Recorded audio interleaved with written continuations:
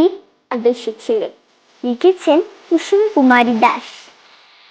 আমাদের দেশে হবে সেই ছেলে কবে, কথায় না বড় হয়ে কাজে বড় হবে।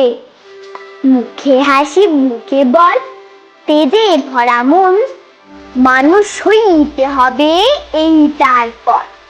বিপদ আসিলে কাছে খুব ভগবান, নাই কি শরীরে তব রক্ত মাংস প্রাণ। হাত পা সবারই আছে, নিচে কেন ভয়? চেতনা রয়েছে যার, শিল্পী পড়ে রয়। সেখানে কে চায় বল, কথায় কথায় আসে যার চোখে জল, মাথা ঘুরে যায়।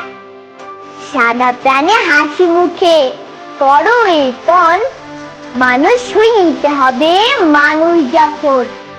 শিশুকে শিশু কিংবা রাজার কুমার, সবারই রয়েছে কাজে বিশ্ব মাঝার।